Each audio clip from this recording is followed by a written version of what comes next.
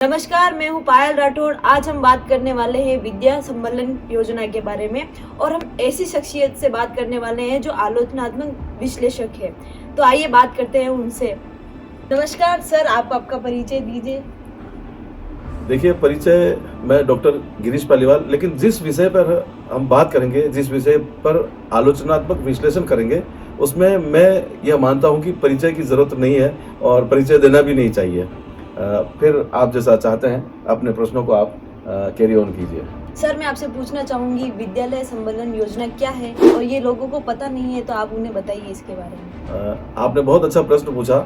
विद्यालय संबलन योजना, अब ये सम उपसर्ग लगा हुआ है, बाकी विद्यालयों के लिए, ये केवल निजी विद्यालयों के लिए है संबलन योजना। तो ये सम अगर उपसर्ग हटा दे तो बलन योजना हो गई है, यानी विद्यालयों के लिए, जीव के लिए एक जंजाल हो गई है और ये बलन योजना हो गई है, संबलन योजना नहीं है। यह जो योजना है, इस योजना में एक पीओ जो प्रिंसिपल होते हैं उस क्षेत्र के प्रिंसिपल विशेष से लेकर के जेडी जॉइंट डायरेक्टर तक का व्यक्ति कोई भी आकर के हर महीने में आपकी निगरानी करेगा और आपकी जांच करेगा। यह विद्यालय संबलन योजना के तहत आता है। आप ये बताइए कि राजस्थान सरकार इसे क्यों लागू करना चाहती है, इसका उद्देश्य क्या है? देखिए, ये आपने काफी अच्छा प्रश्न पूछा है। राजस्थान सरकार यह क्यों लागू करना चाहती है?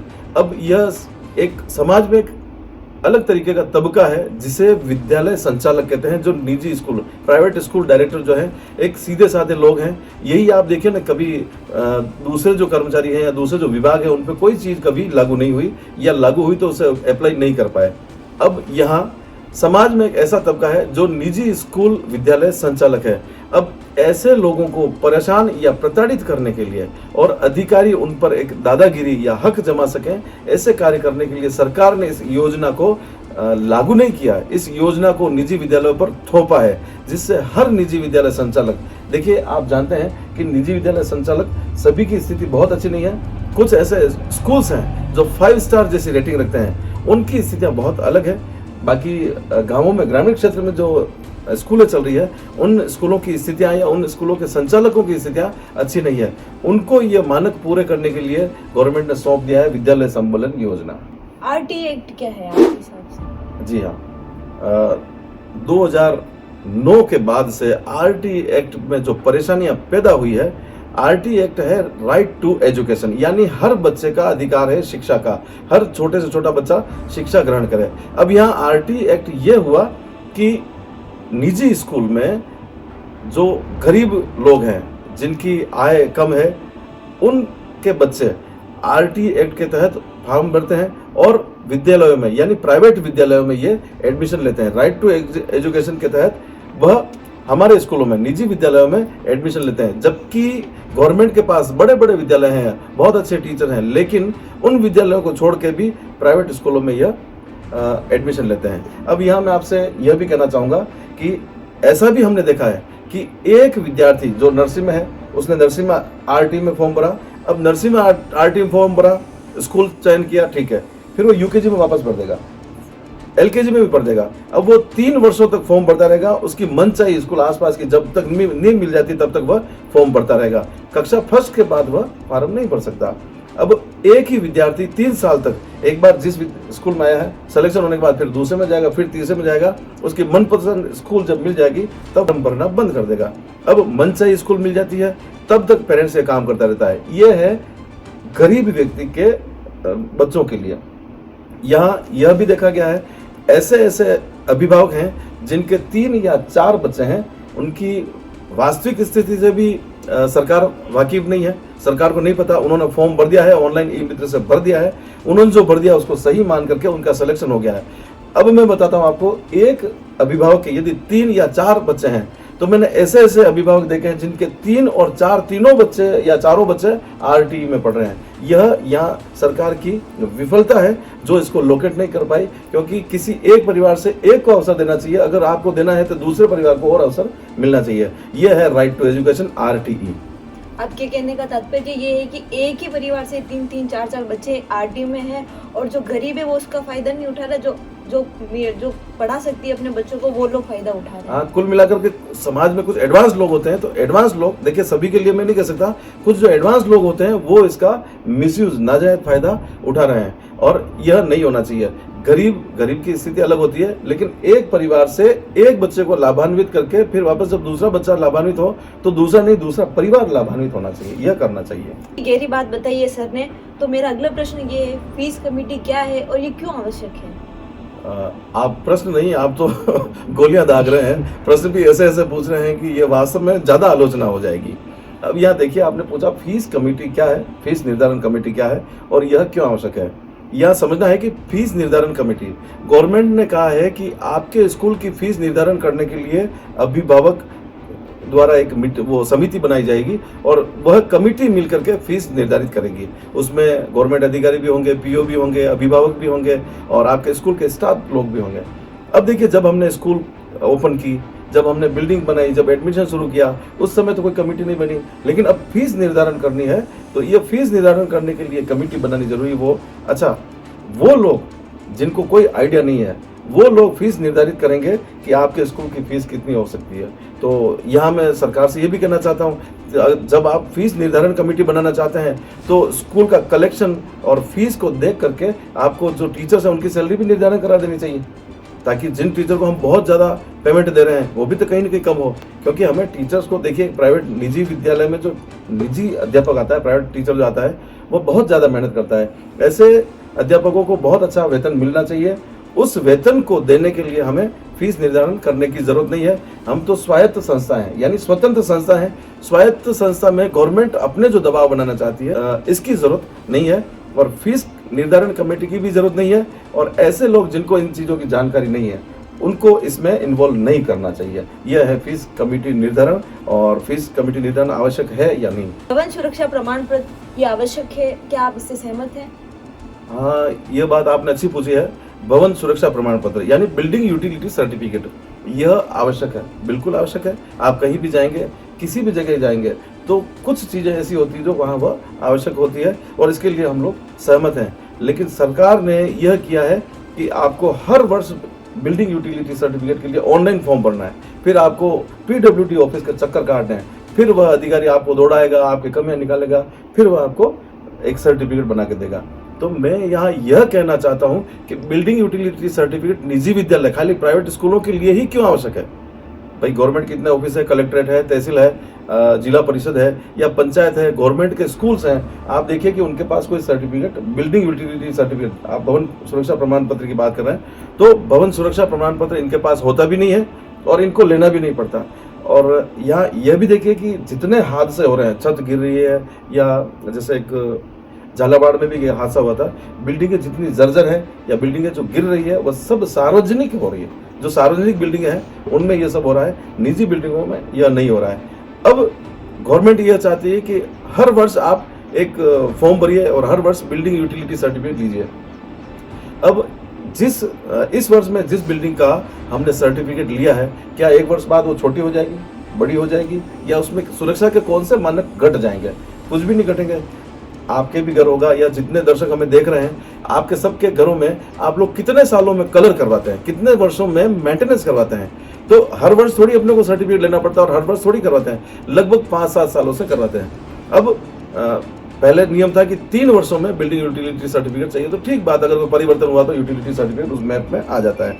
अब यहाँ आप कह रहे हैं कि 3 वर्षों में बिल्डिंग यूटिलिटी सर्टिफिकेट लेना जरूरी है, तो मैं सरकार से निवेदन करना चाहता हूँ कि आप कह रहे हैं कि बिल्डिंग यूटिलिटी सर्टिफिकेट लेना जरूरी है, तो मैं निवेदन करना चाहता हूं कि लेना जरूरी है तो आप दे दीजिए ना। आपके अधिकारी जो है PWD, सार्वजनिक निर्माण विभाग जिसे कहते हैं, वो जो बैठे हुए अधिकारी, आप उनकी ड्यूटी लगाइए कि हर तीसरे वर्ष वह निजी विद्यालयों में जाए, उनका अवलोकन करें, उनका निरीक्षण करें और उनको यूटिलिटी सर्टिफिकेट खुद जाकर के प्रदान कर दें। जिस तरह से हम लोग PUC बनवाने जाते हैं, तो PUC बनाने जाते हैं तो वहाँ जाकर के PUC बने, काम हो गया। इस तरह से काम होना चाहिए कि अधिकारी आकर के स्वयं उसका चेक कर लें और उन बिल्डिंगों को नोटिस करके और उसका सर्टिफिकेट बना दें। यह है बिल्डिंग यूटिलिटी सर्टिफिकेट। ये बहुत ही आंखें खोलने वाली बात बता दी है आपने। तो सर मैं आपसे पूछना चाहूंगी, वाहन जांच सुरक्षा क्या है? तो आप तो प्रश्न दागे जा रही हैं और यहाँ समझना पड़ेगा आपको, वाहन जांच सुरक्षा क्या है। बहुत अच्छी बात है। जिस तरह से सड़क पर निजी विद्यालयों के वाहन चल रहे हैं, तो हमारी स्कूल बसें चलती है, उनकी जांच हमेशा होनी चाहिए, उनमें भी फायर एपरेटर्स होने चाहिए, कैमरे होने चाहिए, PUC होनी चाहिए, यह सब होना चाहिए, जांच सुरक्षा होनी चाहिए, तो अब यहाँ देखिए कि सरकार की जो बसें हैं रोडवेज, आप नोटिस कीजिए एक दिन सड़क पर खड़े होकर के उन बसों के ऑनलाइन जो ऐप आते हैं उसमें चेक करना, मैक्सिमम बसों के फिटनेस नहीं है, उनके इंश्योरेंस नहीं है, यहाँ तक कि इस तरीके के ड्राइवर जो मतलब पारिवारिक वेदनाओं से भरे हुए हैं वो किस तरह से गाड़ियां चला रहे हैं। और महिला दिवस के दिन आपने देखा होगा जो गाड़ी 60 सीट की होती है उस गाड़ी में महिलाएं भरी होती है कम से कम 120, उस गाड़ी में पाँव देने की जगह नहीं होती है। तो यह सिर्फ निजी विद्यालयों के लिए ही है। यह वैसे सरकार का अच्छा कदम है और वाहन सुरक्षा जांच होनी चाहिए। हमारी बसों में कैमरे लग रहे हैं, हमारी बसों में GPS लग रहे हैं, फिर भी हमें जांचना चाहिए। यहाँ निवेदन ये करना चाहूँगा, अगर आपको बसें जांचनी है तो आप विद्यालय में आकर के जब बसें खड़ी हैं उनको चेक कर लें। जब आप फिटनेस सर्टिफिकेट दे रहे हैं, आपको पता है फिटनेस सर्टिफिकेट देने के बाद उसकी जांच क्यों हो रही है। अब यहाँ क्या होता है कि कई बार ऐसा होता है कि जैसे बस स्कूलों से निकली, ट्रैफिक पुलिस, थानाधिकारी या RTO DTO खड़े होकर के उन बसों को चेक करते हैं। जब बसें जा रही होती है उसमें कितने बच्चे होते हैं, इधर गर्मी पड़ रही है, वो बच्चे परेशान होते हैं। जब 2 या 5 मिनट की देरी हो जाती बस जाने में, पेरेंट्स के फोन स्कूलों में आना शुरू हो जाते हैं, स्कूल परेशान और पेरेंट्स परेशान। तो यहाँ यह होना चाहिए कि वाहन सुरक्षा करें, आप स्कूल में जाकर के चेक कीजिए जब गाड़ी निकलती है तब, और रास्ते में उन गाड़ियों को रोका नहीं जाए, गाड़ियाँ वापस आ जाए आप उस समय चेक कीजिए।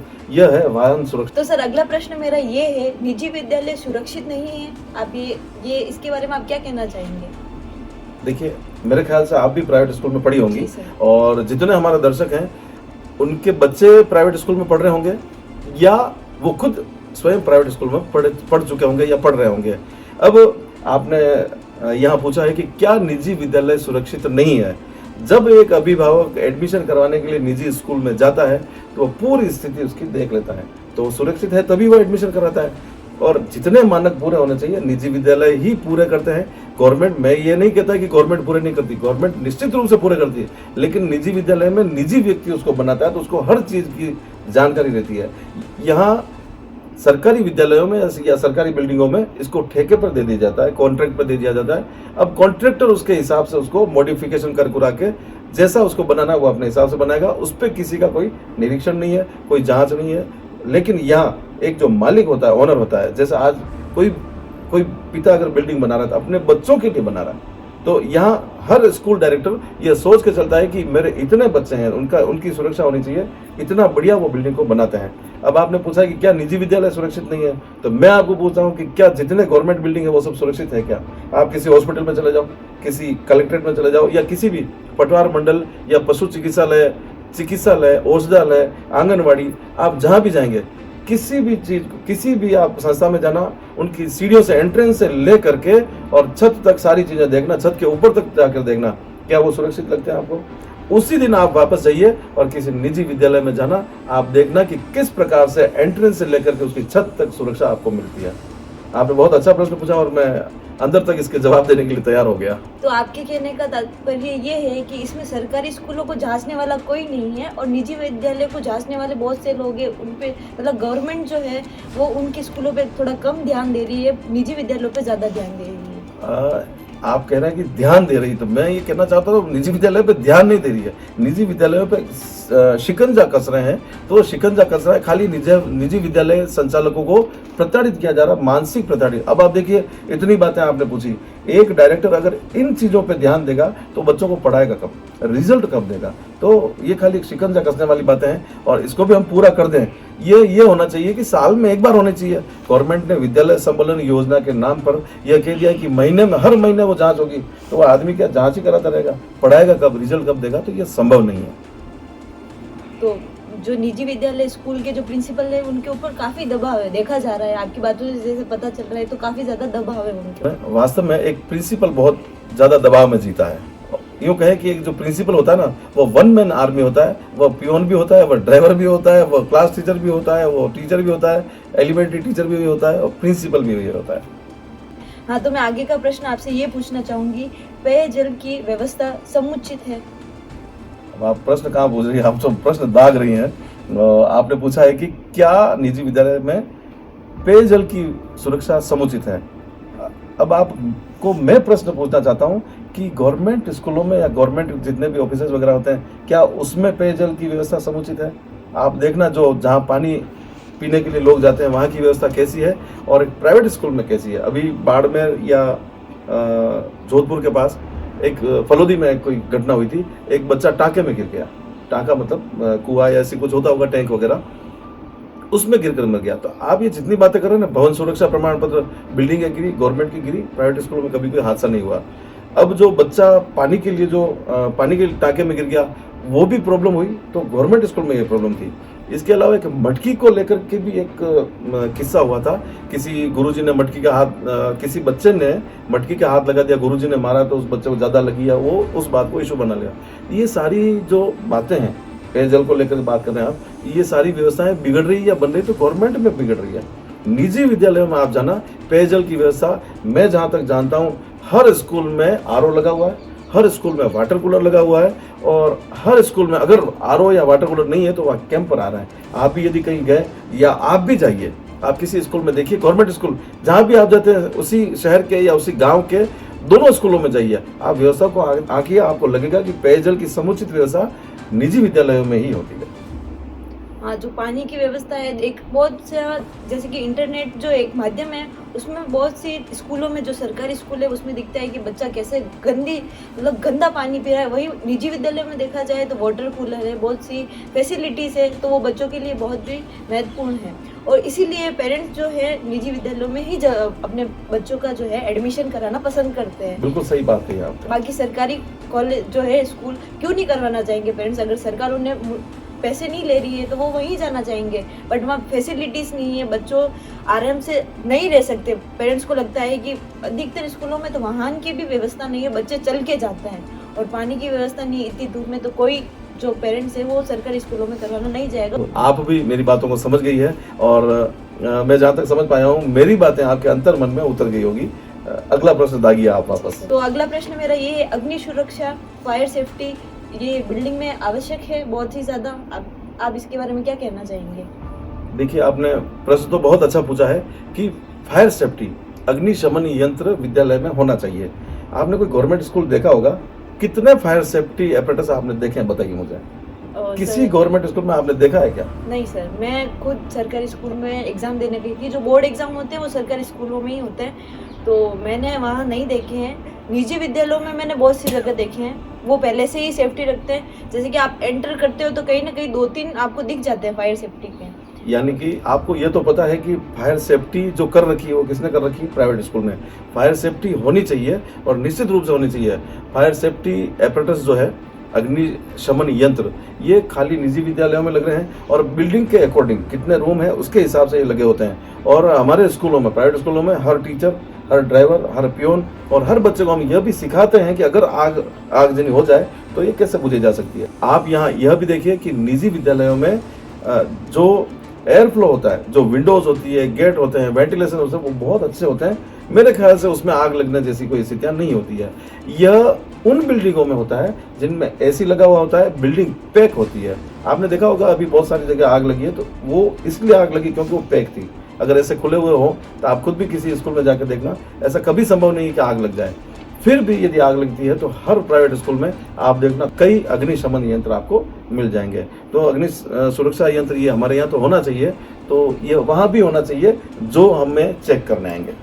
जी सर, बच्चों की सेफ्टी के लिए आपने बहुत ही अच्छा व्यवस्था कर रखी है। निजी जो प्राइवेट स्कूल है वो बच्चों के लिए पूरी कोशिश करता है कि बच्चा सेफ रहे, सारी चीज़ें उसको फैसिलिटी प्रोवाइड करता है। ये मैं सर के दौरान मैं आपको बताना चाहती हूँ कि ये सारी चीज़ें जो स्कूलों को पता होनी चाहिए, सरकारी स्कूलों को भी पता होनी चाहिए और निजी विद्यालयों को भी पता। तो सर अगला प्रश्न मेरा आपसे ये है, जब अधिकारी चेकिंग पे आते हैं तो प्राइवेट स्कूल का जो डायरेक्टर है उसका क्या तर्क होना चाहिए? वो उस समय उसकी क्या स्थिति होनी चाहिए, उसको क्या करना चाहिए? देखिए, यहाँ मैंने आपको बताया कितने अधिकारी चेक करने के लिए आएंगे। एक स्कूल में पीईओ यानी जो प्रिंसिपल होते हैं वो चेक करने आ सकते हैं, वार्ड पंच, सरपंच, ये सब तो राजनेता तो छुट भइए जो भी होते हैं वो भी आते हैं। एक चेयरमैन आ सकता है, एक सभापति आ सकता है, और एक आयुक्त आ सकता है, एक तहसीलदार आ सकता है, कलेक्टर आ सकता है, अतिरिक्त कलेक्टर आ सकता है, जॉइंट डायरेक्टर तक जितने हैं, शिक्षा अधिकारी सब चेक करने आ सकते हैं।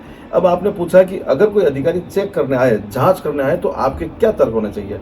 तो मैं तो यहाँ सभी से यही कहना चाहता हूँ कि जो अधिकारी जांच करने के लिए आए तो अगर मैं हूं तो मैं उनको यही बताऊंगा कि आप जो जो जांच करने आए हैं पहले आप अपने कार्यालय या अपने स्कूल में बता दीजिए कि आपके पास ये चीज़ें हैं, तो वैसे हम भी कॉपी करके आप हमारे यहाँ लगा देंगे, क्योंकि उनके पास जो चीज़ नहीं है वो उसकी जांच हमारे यहाँ करने आएंगे। कुल मिलाकर के ये एक दबाव है, इसकी ज़रूरत नहीं है। और अधिकारी भी, हालांकि अधिकारी जो होते हैं शिक्षा विभाग और किसी भी विभाग के अधिकारी सहयोग करना चाहते हैं, लेकिन वो इसलिए नहीं कर पाते क्योंकि सबको ऑनलाइन रिपोर्टिंग करनी होती है। तो ऑनलाइन रिपोर्टिंग में वह कितना सहयोग करेंगे, यहाँ यह एक थोड़ी सी व्यवस्था है। अधिकारी चेक करने आता है, वह चाहता भी है कि वह सहयोग करे, लेकिन सहयोग नहीं कर पाएगा। तो जब कोई अधिकारी चेक करने आता है तो एक निजी विद्यालय का तर्क यही होना चाहिए कि या तो आपके यहाँ जो आप चेक करने आए हो आपके स्कूल में बता दो, आप ऐसा है तो हम कर लेते हैं, या फिर उसको मना कर देना चाहिए कि मुझे माफ़ करें, मैं यह जांच नहीं करा सकता क्योंकि मुझे बच्चों को पढ़ाना है, मुझे रिजल्ट देना है और मैं सिर्फ पढ़ाई के लिए वो शिक्षा देने के लिए। सर मैं आपसे ये प्रश्न पूछना चाहूँगी, अब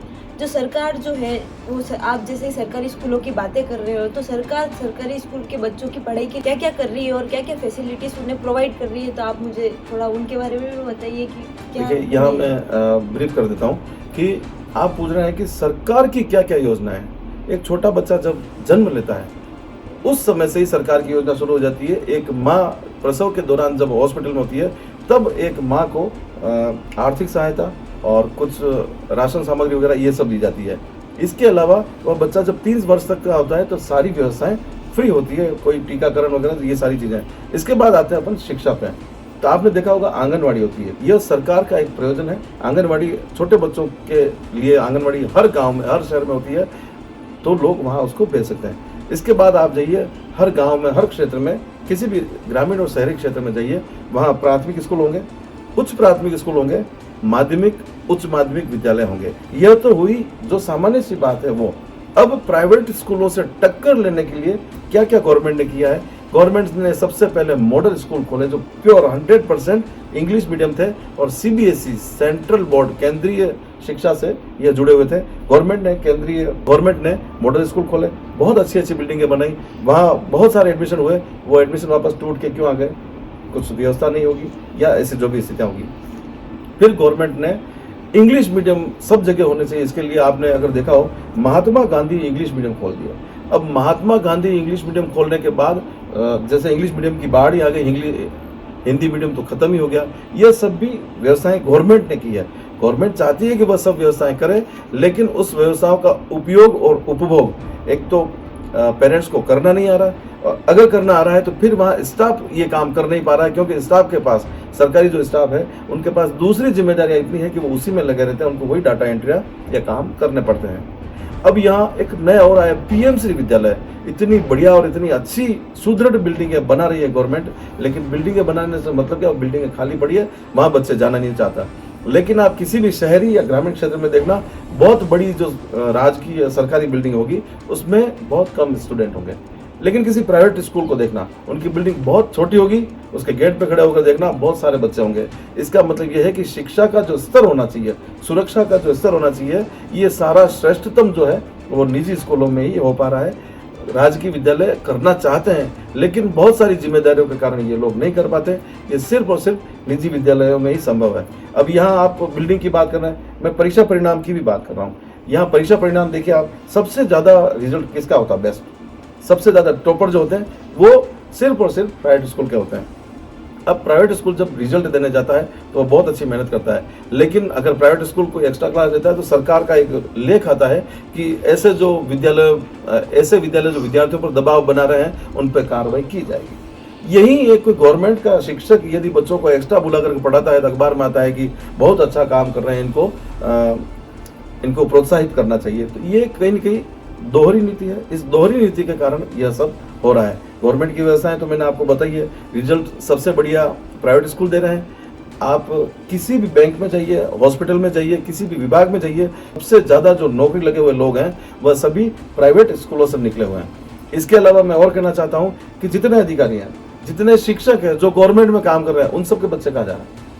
उनको तो गवर्नमेंट में कराना चाहिए, लेकिन उन सब के बच्चे भी प्राइवेट में ही पढ़ रहे हैं, क्योंकि हर व्यक्ति को विश्वास प्राइवेट पे ही है। निजी विद्यालयों में बच्चों का आना ठीक बात है, लेकिन हर कोई चीज़ थोपना ये कोई न कोई एक गलत बात हो जाती है।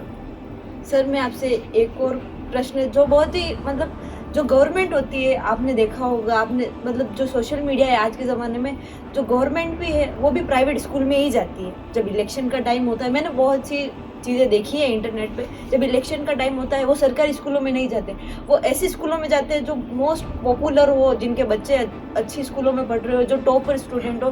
गवर्नमेंट भी सरकारी स्कूलों में जानी चाहिए अगर वो सरकार इतने नियम लगाती है प्राइवेट आप स्कूल में। ये कहना चाहते हैं कि बच्चों को जो जानकारी हाँ। देनी चाहिए, जब बच्चा 18 वर्ष का होता है स्कूलों में जाकर के मतदान के लिए वो मतदाता जागरूकता जो है वह सही आप कह रहे हैं कि वह गवर्नमेंट में कम जाकर के प्राइवेट स्कूलों के बच्चों को ज़्यादा प्रोत्साहित करती है। अब यहाँ यह भी है कि आप ये देखना कि जितने एग्जाम हो रहे हैं, सरकारी परीक्षाएं जो आरपीएससी द्वारा जो परीक्षाएं हो रही है या जो भी गवर्नमेंट की परीक्षाएं हो रही है, उनके सेंटर भी आप देखना कि गवर्नमेंट के सेंटर अगर 3 है तो 10 सेंटर प्राइवेट के होंगे। क्यों? क्योंकि प्राइवेट स्कूल हर तरह से सुरक्षित हैं। प्राइवेट की बिल्डिंग आप देखना, एक परकोटा, एक किला सा बना होगा, कोई अंदर नहीं जा सकता। गवर्नमेंट स्कूलों की बिल्डिंगें देखने आप, कमरे तो बने हुए लेकिन उनकी दीवारें ऐसी, हर कोई अंदर जा सकता है। ये सारी व्यवस्थाएं, गवर्नमेंट की व्यवस्था सही है लेकिन उतनी सही नहीं है जितनी प्राइवेट स्कूल कर रहे हैं। मेरे को गवर्नमेंट से एक बात मैं आपसे भी पूछना चाहूँगी, जो गवर्नमेंट है उनको जो सरकारी स्कूल है उस पर भी ध्यान देना चाहिए। जो इतना वो प्राइवेट स्कूलों पे ध्यान देती है उतना ही उसको सरकारी स्कूलों पे भी ध्यान देना चाहिए कि स्कूल कैसे है। हर साल उन्हें भी चेक करना चाहिए कि हर महीने। मेरा मानना ये है कि जैसी हालत है सरकारी स्कूलों की, कुछ स्कूल, ऐसा नहीं बोल रही हूँ कि सारी स्कूलें बहुत ख़राब है, कुछ स्कूल ऐसी है जिसमें बच्चों की हालत बहुत ही बेकार है। तो मैं गवर्नमेंट से ये भी निवेदन करती हूँ कि वो सरकारी स्कूलों को भी उतना ही देखे जितना वो निजी स्कूलों को देखती है। यह आपने सही बात की कि गवर्नमेंट स्कूलों को भी उतना ही अवलोकन होना चाहिए जितना प्राइवेट का। लेकिन एक गवर्नमेंट जो सरकारी अध्यापक होता है वो क्या क्या करे? अभी आपने देखा होगा एसआईआर रिपोर्ट बनी, तो गवर्नमेंट के जो टीचर हैं वो तपती गर्मी में एसआईआर रिपोर्ट भर रहे हैं। चुनाव में ड्यूटियाँ लगेगी, इनकी लगेगी, जनगणना होगी, इनकी लगेगी, हर काम में इनको लगा दिया जाता है, फिर इनसे रिजल्ट मांगते, फिर इनसे काम कराना चाहते हैं। वो संभव नहीं है। अच्छा, आपका कहने का मतलब ये है कि जो सरकारी टीचर है उसके पास भी बहुत बर्डन होता है काम का, तो वो बच्चों को कैसे संभाले, सरकार के कामों को कैसे संभाले, वो सारी चीजें कैसे मैनेज कर सकता है? देखिए, बर्डन मतलब उनके पास, सरकारी जो अध्यापक है उनके पास शिक्षा का कोई बर्डन नहीं है, बाकी कामों का बर्डन है, इसलिए ये सारी अव्यवस्थाएं जो है। अभी आपने देखा होगा इंटरनेट या न्यूज़ पे वगैरह पेपर लीक की बहुत बातें हो रही है। नीट का जो पेपर है वो फर्स्ट टाइम में लीक हो गया, तो कितने बच्चों के जो उम्मीदें थी, पेरेंट्स की जो उम्मीद थी वो भी टूट चुकी है। तो उसके बारे में आप क्या कहना चाहोगे? मैं तो ये कहना चाहता हूँ कि जो एग्जाम आप करा रहे हैं या तो ये आर्मी को सौंप दीजिए या फिर ये निजी विद्यालय संगठन को सौंप दीजिए। निजी विद्यालय इसको बहुत अच्छे तरीके से करवा देंगे। कुल मिलाकर के यहाँ मैं ये कहना चाहता हूँ कि बात अपनी शुरू हुई थी विद्यालय संबलन योजना से, तो मैं यहाँ आपके माध्यम से सबको कहना चाहता हूँ कि विद्यालय संबलन योजना है, इस योजना को कहीं भी किसी स्कूल में लागू नहीं करना चाहिए।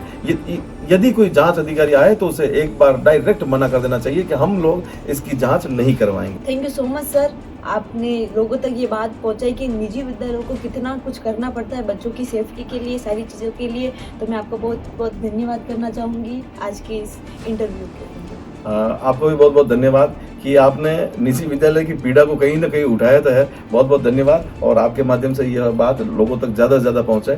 धन्यवाद।